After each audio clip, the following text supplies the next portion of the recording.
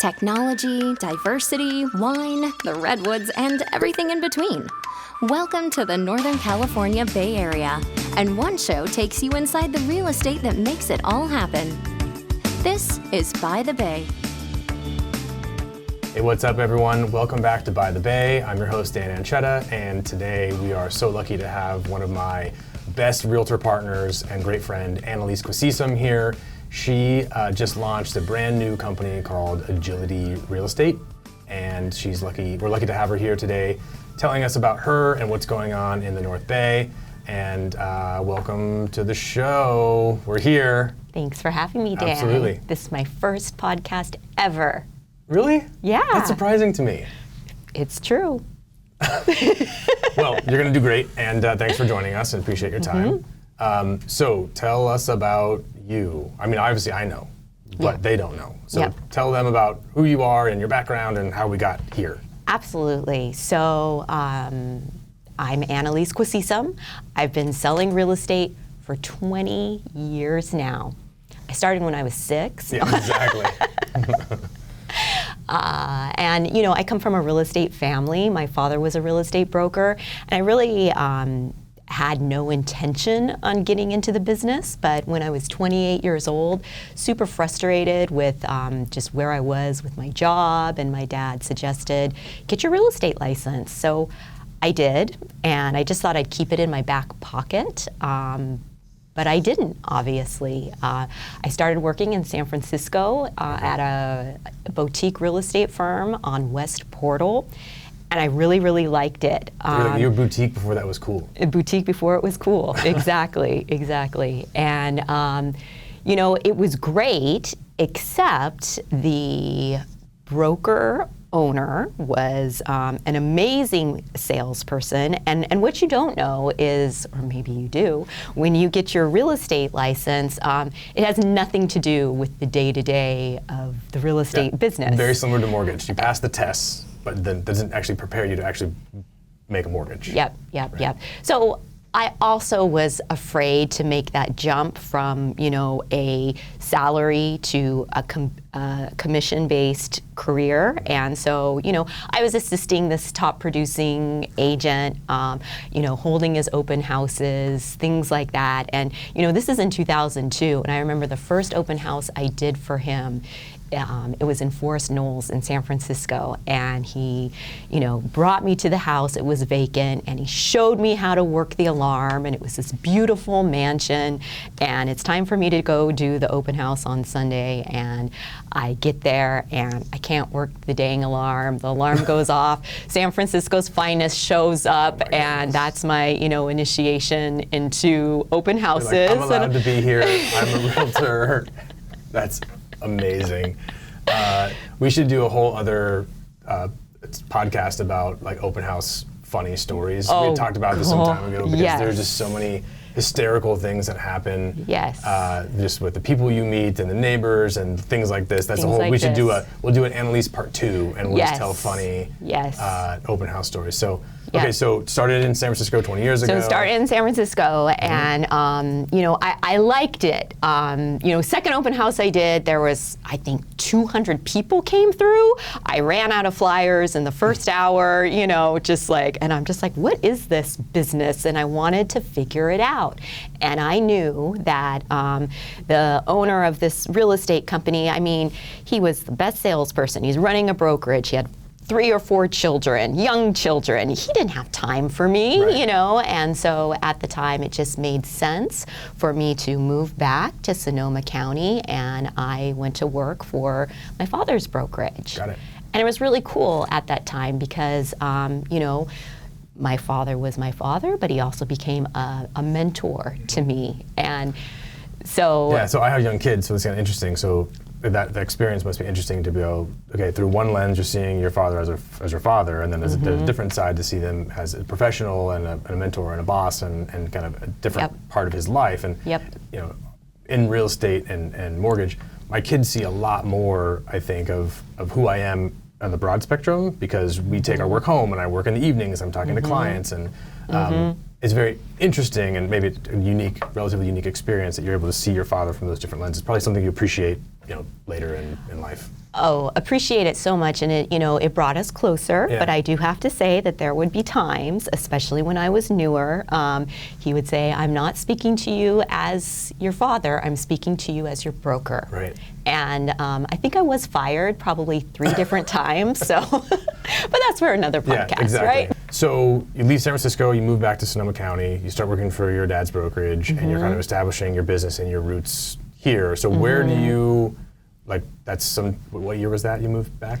That was in 2004. Okay, That was in 2 years 2004. in, Yep. still relatively new, learning everything, Yep. come back home, Yep. and so for 18 years you serviced the Sonoma, Marin County area. The Sonoma Marin County area. And when I came back to to Sonoma County, one thing that I didn't realize the difference between San Francisco and Sonoma County, I mean, there's a lot of differences, Right. but in the capacity that I was working in San Francisco, the broker I was working for, he had this amazing book of business. And when I moved back to Sonoma County, I didn't have this book of business. And I remember, what they all say, my father included, was, reach out to your friends, talk to your friends. And I was like, well, why the heck would I want to talk to my friends with the biggest purchase or investment that they're going to make in their whole entire life and help them with that when I've never sold a house before.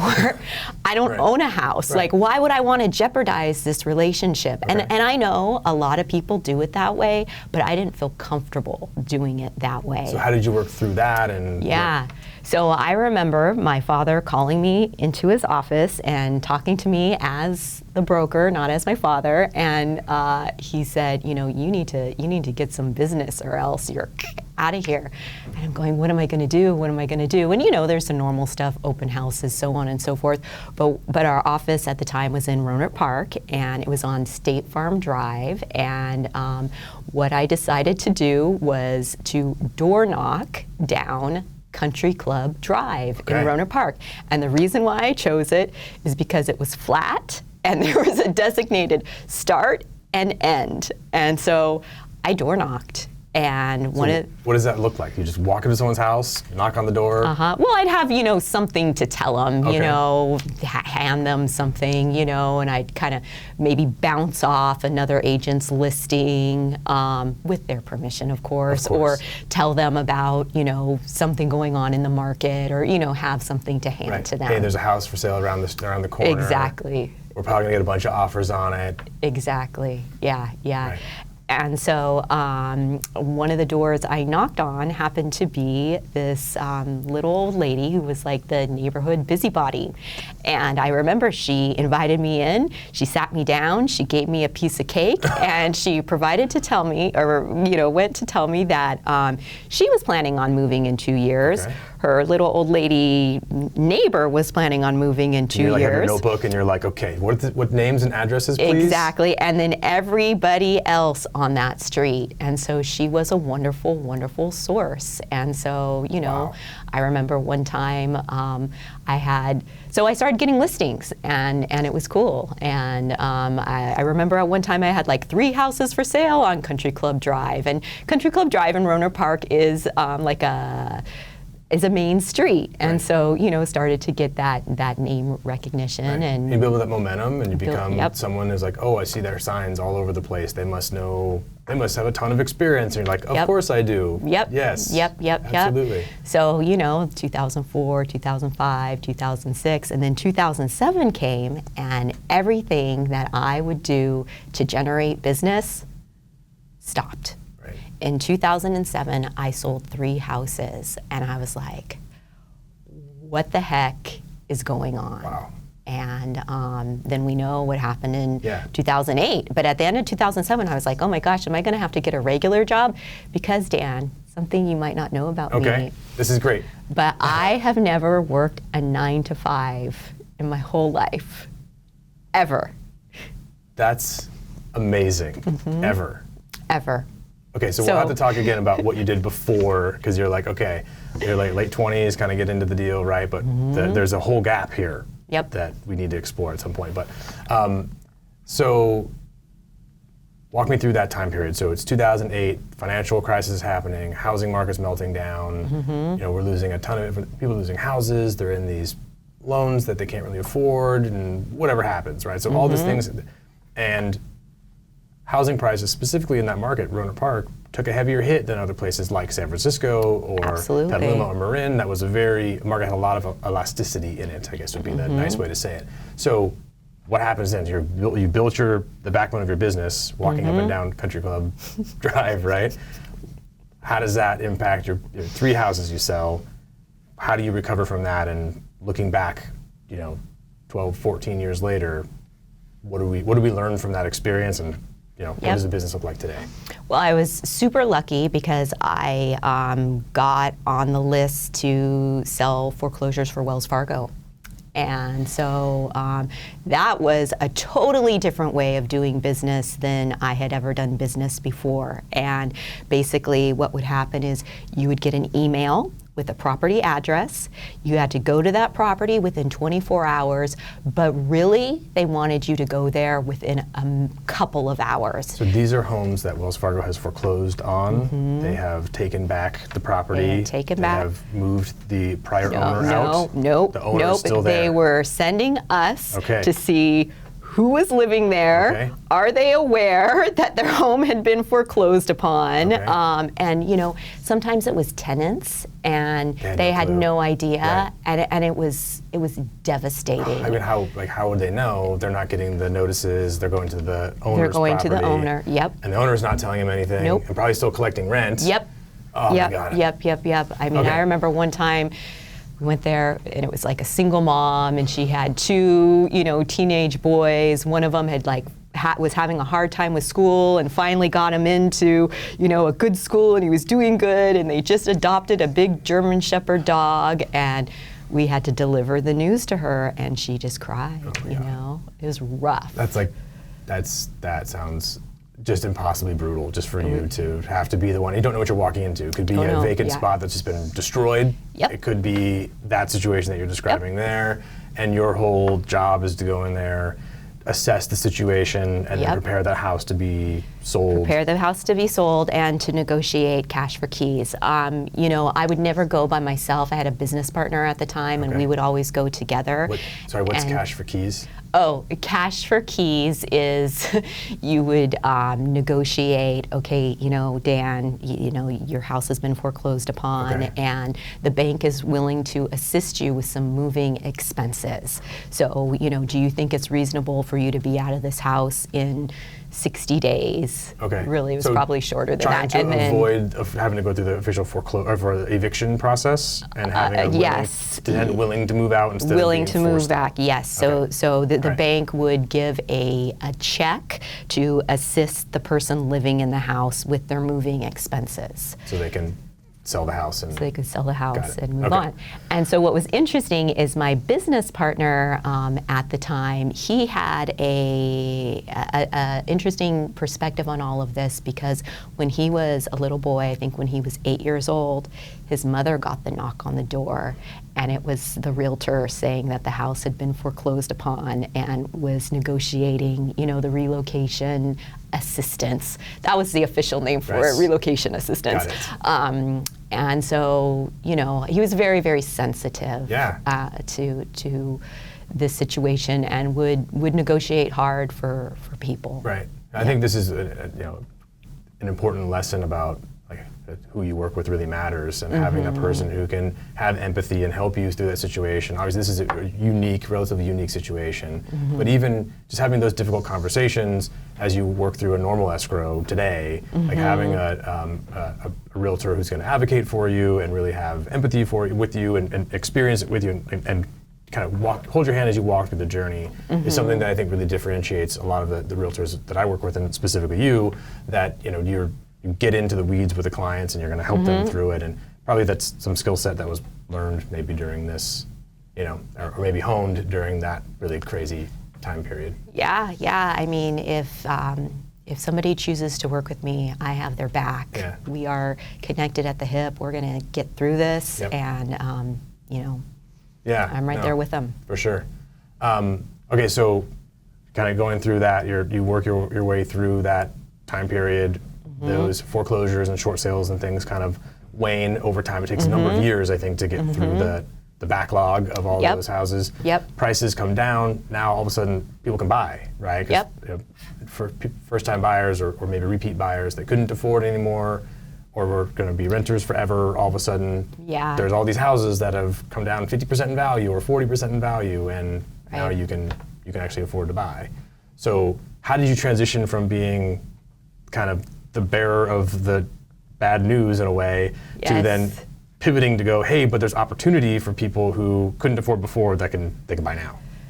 Yeah, you know, it was interesting. You know, during that time, I was pretty much, you know, I'd say 99.9% a listing agent. Okay. Because your typical buyer does not buy in a buyer's market. Hold on. Let me say that. So say it one more time. Yeah. A typical buyer does not buy in a buyer's market. When do they buy? They buy in a seller's market. People want to buy real estate when everybody else is buying real estate. It's a trip, but you know, I saw it time and time again where, you know, most buyers that I would encounter during the foreclosure crisis, you know, a lot of the houses or the people would get beat out by all cash investors. Absolutely. So there was a lot of that going on, but there was so much uncertainty, and it was so scary. I mean, left and right, businesses were closing, mortgage companies were closing, escrow companies were closing, and people were freaked out, and they weren't buying at that time. Yeah, so like personal funny, like not maybe funny, but personal story. In 2012, we bought our first house, and we looked at, I don't even know how many houses, but there were so many that would come on the market. Like on a Wednesday, we get the list of 15 new houses that fit our criteria: number of bedrooms, location, price point. And I just drive around, and they would just be open. I just drive around and look at these houses and go, nope. And walk out and go to the next one. It was like on my lunch break, just see how many I can hit up. And at first we were like, oh, let's be really selective about what we buy and really pay attention. And at a certain point we're like, just write an offer. Like, just send it over to DocuSign and let's get this over with, because we're probably gonna get outbid, but you can't win unless you bid. And that's kind of to the point we got to. I think we ended up making like 17 or 18 offers before we got one accepted. And it was the best thing we ever did financially to go through that, but I can understand how buyers at the time would be like, forget it, or we just keep getting beat. Doesn't even make sense to do it. But anyway. Yeah. Okay, so let's fast forward to kind of today. So tell me about where you're at today, where your business is. Tell me about your new company. I want to know all about that. Yep, absolutely. So, you know, basically the foreclosures started drying up, and I came to that pivotal moment again, and I was like, okay, either I'm going to have to get out of real estate or I'm going to have to get in. And I finally had the 9 to 5. And you know, at that time, I hired a real estate coach and helped me, you know, make the adjustment back to, you know, kind of a more normalized market, and help me brush up on those skills and things like that. Real estate professional somewhere in this market or a different part of the country?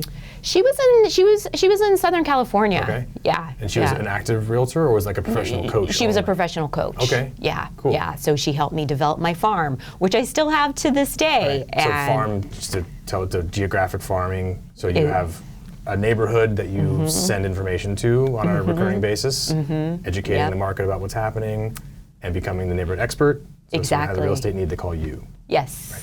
Cool. Exactly. So you hire the coach, and that's a transformational period. Hire the coach, broke up with the business partner, and started to get busy.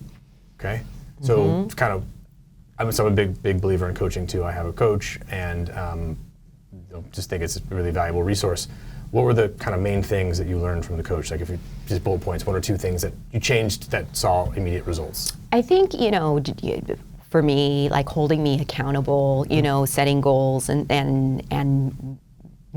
first of all, you know, communicating those goals to somebody else instead of just keeping them inside. For sure. And so just being held accountable and helping me with mindset, and it was accountability and mindset. That's what I needed. Right. Yep. And then maybe, you know, making you aware of things that you maybe weren't aware of? Like, what is the process to putting it together at a farm? Or who should I be calling? Or what's my sphere of influence? How do I influence those people to make sure, without being pushy and not having to be like, I'm selling you on everything, but just creating value for people so that you become an attractive partner, right?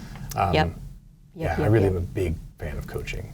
Coaching and mentorship and leadership. I think those are three different things, and you need all three in your life. Okay, so that was a tangent.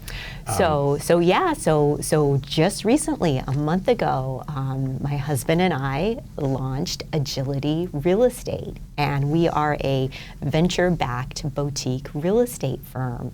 And we have great agents in Marin and Sonoma County, and I'm super excited about it. And you just launched Sequence That's Mortgage. Right. We just almost at the same time we launched Sequence Mortgage, and so we're kind of on these parallel paths. It's funny because I recall a conversation that we had a number of years ago when I asked you if you would ever own a real estate company on your own, and you said, nah, it's not for me. I just like to sell and help clients. I like to be there with them. So what changed, and tell me about the special thing that you're doing. Well, I guess what changed, and all about that, is because I worked in this family business, right? My father was the broker. My mother worked there as well. My husband worked there as well. Okay. And, that's a lot of stuff, Entertaining right? dinners with the family. Oh God. So I know that when I remember having that discussion with you too, and from the beginning of time with my family, it was kind of like, it is written that Annaliese will take over the real estate brokerage, and I kind of thought of it as like, maybe it would be like an arranged marriage, and after time, I might fall in love with that idea. Right. But I never did, and it was getting closer and closer for my father to retire, and he was ready to retire, and he started getting so grouchy and, just wanted to be done. And I just knew deep down in my gut, it wasn't the right fit for me. It wasn't the right time. I wasn't the person I needed to be to step into that role to lead. Right. And I wanted to just be an agent. Right. And so having that conversation with my folks, it was tough, but it needed to happen. It didn't go horribly. It didn't go great. It just was, and then they made the decision to sell RE/MAX Pros to a different brokerage, and worked there for a while, and now you're doing your own thing. And now I'm doing my own thing. So offices in Sonoma County and Marin County. Yep. And you're growing your base of agents and growing this to be your own. You're going back to the boutique.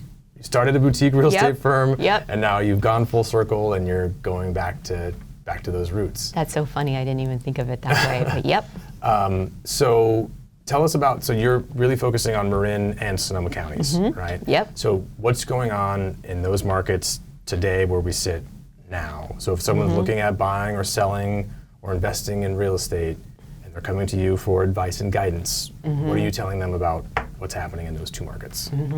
So, despite what you read in the news and what you'll hear some people say, homes still are selling, but they need to be priced correctly. Gone are the days from 2 years ago where, you could just slap a price on a home and it didn't matter if the carpet was all nasty and the house, smelled, and it still would get 15 offers on it. Those days are gone.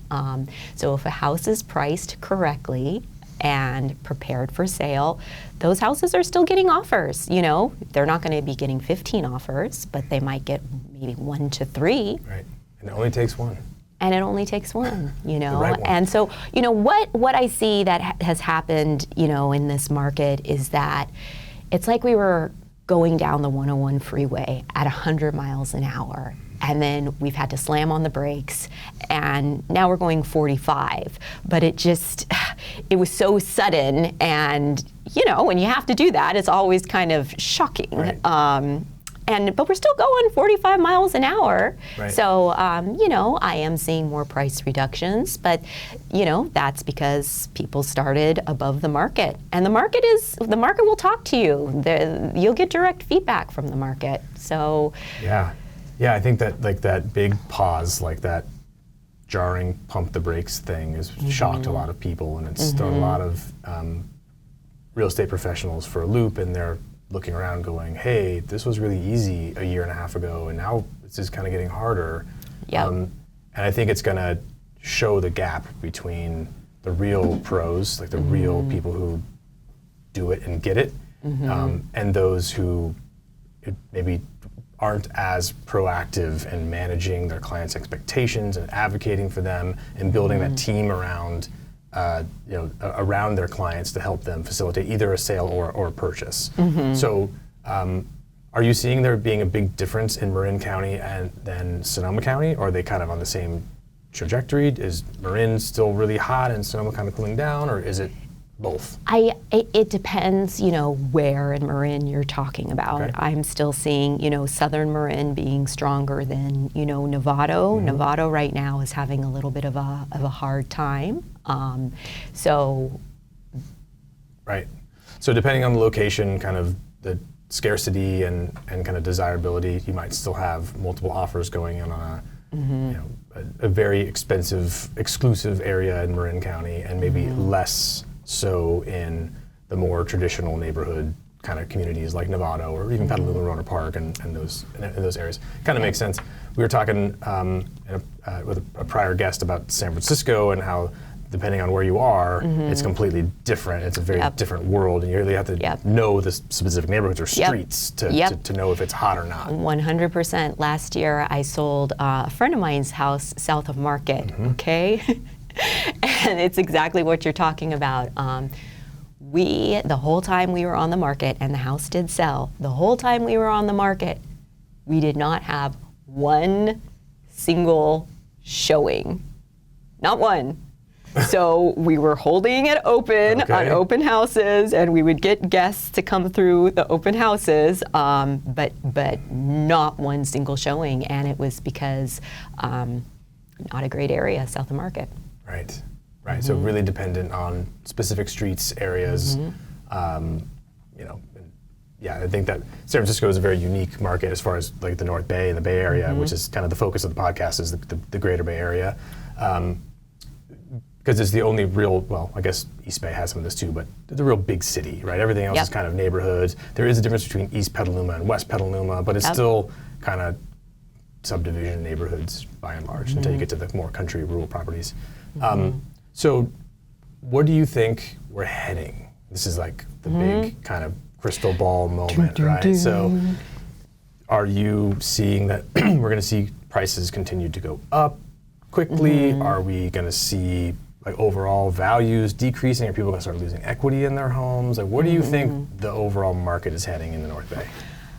Yeah, it's funny because yesterday I have a house for sale out in Glen Ellen, and I was on the Sonoma Brokers Tour. And at the end of the tour, there was 2 veteran agents that came through, and we were kind of talking shop and kind of making fun of some of the little newbies that are just freaking out right now. And I thought I could hang with them, but then they started talking about the hardest market was the market between 1981 and 1982, and they started throwing around all these terms that I had never heard of before. But at the end of the day, when you've gone through multiple markets like that, you have more tools in your toolbox to help your clients through this time. And so, where do I think the market's going to go? I do see, and I, get a lot of my information from Keeping Current Matters that, interviews multiple economists, and,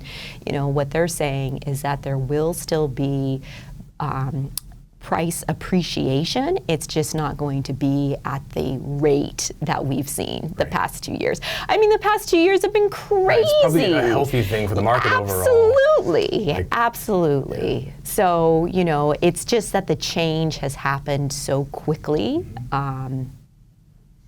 That's been a big surprise to everybody. Yeah, I think it's about giving it some time for people to recalibrate to the different economics. Like in my world, rates going from the high 2s to the mid 6s in a very accelerated time period is shocking.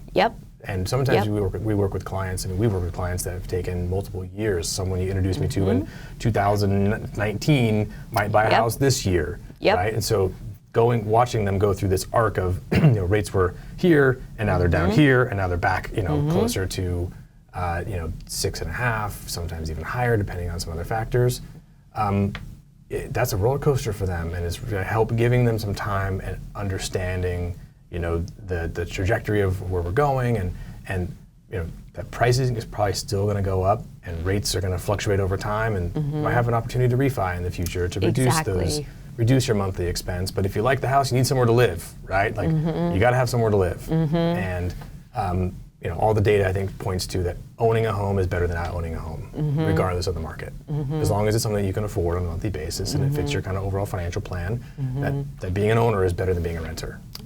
Right? Yep. And those people that bought in 2019 when it was a seller's market, well, I know some of those people that bought in 2019, sold in the beginning of 2022, and had just massive gains in equity. And what I've heard them say is, yeah, you think it was a seller's market? Actually, it was a buyer's market, because look at all this equity. It's about perspective, right? You have to look back 10 years and go, wow, actually, looking at what happened after that, it might have felt like a seller's market at the time, but those people bought at a great time. So it's really important to keep into context of time periods need to be extended. We can't just look at the last 3 months. So tell us something that everyone who's listening or watching should know in terms of advice for building wealth, or managing your finances, or real estate. Like something that is a wisdom that you want to impart to whoever's watching this. Oh my goodness. Wisdom that I want to impart. Like the best advice and financial advice that you've ever heard. Putting you on the spot. You are totally putting me on the spot. I guess, right now, if you are a buyer and you are scared about all the headlines you're hearing, and, this might not be a good time, this is a wonderful time to buy, because you know what? Those sellers are reading those same headlines too, and you might be able to negotiate. You might be able to negotiate with them in a way that you haven't been able to in the past couple years. And so it's a wonderful opportunity. As far as wealth building, I think it's important to look at your finances once a week. I think it's important if you have credit card debt, list out your credit cards in order of, the one with the highest interest rate. That's the one you want to try to pay off the fastest. Once you're done making payments off from that card, you get it paid off. Take that money and apply it to the next credit card. Once you get that one paid off, take the payment and then apply it to the next one. I think they call it the snowball effect. The debt snowball, yes, indeed. Yes. That's great advice. I think, I've done that personally, and I think it's really sound advice as well, and it's really the only way to really manage a large amount of different credit cards. And I guess I would also recommend stay away from those. What are those? What is it called when you can break the payment into 4 payments when you're buying something online, and you play a little installment payments. That's a whole industry that's taking large dollar value things and saying, well, just pay it over 4 months or 6 months, and it feels more manageable. But you add those up, it turns into a lot of money. It turns into a lot of money. Interest rate. Absolutely. And so, those. I'm glad that wasn't available when I was younger, because I would have been, I would have fallen into that game hard. I think of a lot of things. I'm glad that didn't exist when I was in my late teens and early 20s. I would have found a lot of trouble. Fortunately, I think I avoided a lot because of limited access to things. So that's everything I had. Anything else you want to talk about? Yeah. Okay, we're gonna play 2 truths and a lie. Oh my goodness. Okay, 2 truths you ready? and a lie. Okay. Okay. Hold on So one two second. truths and a lie. So you're going to tell me 3 things. Yes. 2 of them are true and 1 is a lie, and I have to guess which one's a lie. Yes. Okay. Okay. From kindergarten to 3rd grade, I went to a school that had no electricity, and the teachers were formerly in a cult. Okay. When I was in the Philippines, a monkey stole my wallet, and I once took an African dance class, and at the end of the dance class, the teacher came up to me and asked me not to come back because she said I might hurt myself. Okay. Now, I think the 3rd one is the lie because I know that you are an accomplished dancer, and that would be surprising if that was the truth. You're wrong. A monkey never tried to steal my wallet. That was like the most, okay, now I understand. You totally got me there. Got it. That's amazing. Yeah, so you told me about this, I got to think about mine now. Okay. So my 3 things, okay. My favorite soccer club is Manchester City. Okay.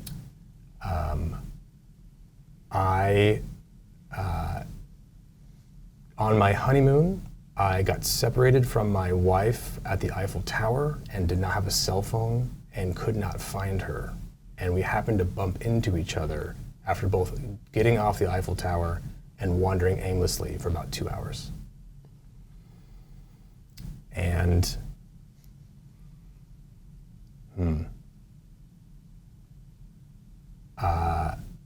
when I was a kid, I got lost in Disneyland and wound up in the fire station watching cartoons for a few hours until my parents found me. Ooh, lots of getting lost. There's a Yes. getting lost theme. Okay, I'm going with B, Eiffel Tower. No, that's totally true. Oh my God. Yes, it was number 1. I do not like Manchester City. Manchester United is my team, so yeah. Anyway, that was fun. Thanks for playing. Yep. And thanks for being here today. That was Yep. thanks for throwing that at me, and thanks for being on the podcast. And we'll do this again. We got to do that open house horror stories. Yes. We'll do a special episode with you. So thanks for Sounds joining good. us this week, and we'll see you next time. Stay up to date with Bay Area Real Estate. Hit subscribe now if you haven't already. Did you enjoy this episode? We love reviews in the Apple Podcasts app. We'll read yours on the show. This is By the Bay.